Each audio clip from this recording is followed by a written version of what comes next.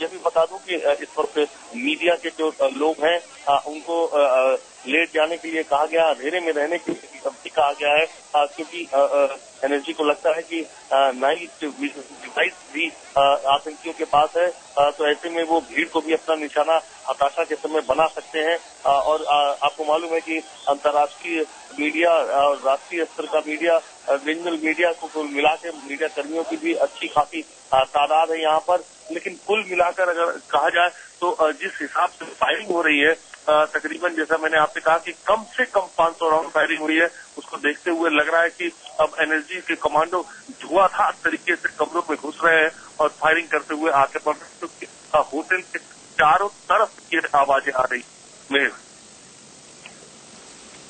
जी, तो स्थिति काफी गंभीर यहाँ पर बनी हुई है।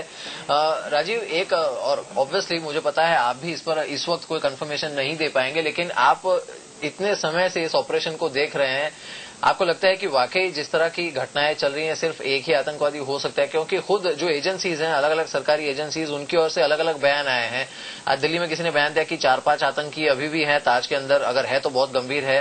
पहले एक बयान आया कि सिर्फ एक ही आतंकी है और उसे खुशी आर पाटिल जो कि राज्य के गृह मंत्री, उन्होंने कहा कि जल्द उसे भी नेस्तनाबूद कर दिया जाएगा, कब्जा कर लिया जाएगा।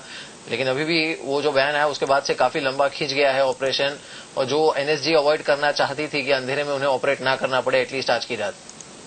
देखिए, निश्चित तौर पर ये तो कहा जा सकता है मिहिर, पक्के तौर पे कहा जा सकता है कि जिस हिसाब से अगर हम देखें तो सेना के अधिकारियों ने सुबह 10 से 11 बजे के आसपास ये कहा था कि एक मिनिमम एक टेररिस्ट हो सकता है, नहीं तो 2 या 3 हो सकते हैं। तो इससे ज्यादा आतंकी है यहाँ पर ताज में, क्योंकि अगर आप देखें 200 प्रशिक्षित एनर्जी कमांडोज हैं जो कि एक्सपर्ट माने जाते हैं इस तरह की कार्रवाई के।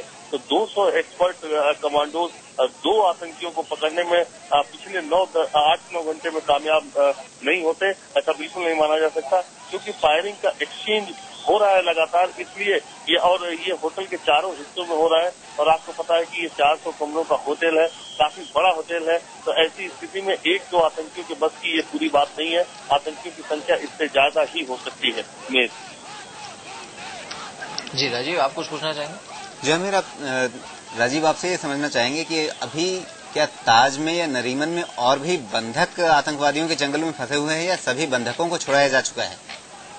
देखिए राजीव, तकरीबन 400 से ज्यादा जो देशी और विदेशी मेहमान हैं ताज होटल में के, उनको बाहर निकाला गया है। आपने देखा कि आज एक मेंबर ऑफ पार्लियामेंट को देर दोपहर उनको बाहर निकाला गया। तो ऐसा बिल्कुल नहीं कहा जा सकता कि इस वक्त होटल में कोई भी नहीं है और सारे बंधकों को निकाल लिया गया। लेकिन हाँ, बहुतायत में लोगों को निकाल लिया गया है। जो लोग भी हैं उनकी संख्या बहुत गिनी चुनी है, और आर्मी के कमांडर ने ये बात कही थी कि एक आतंकी के साथ एक महिला और पुरुष बंधक हो सकता है, क्योंकि उनके चीखने चिल्लाने की आवाज आ रही है। उसके बाद की स्थितियां क्या है और इन होटल के किन किन कमरों में लोग हैं, क्योंकि एक संभावना एनर्जी के सूत्रों का ये भी कहना है कि एक संभावना ये भी है कि जिस हिसाब से फायरिंग हो रही है और जिस तरीके से फायर एक्सचेंज हो रहा है, तो कुछ लोगों ने अपने आप को खुद से कमरों में बंद कर रखा हो और वो ये नहीं समझ पा रहे हो कि एनर्जी है कि आतंकी है।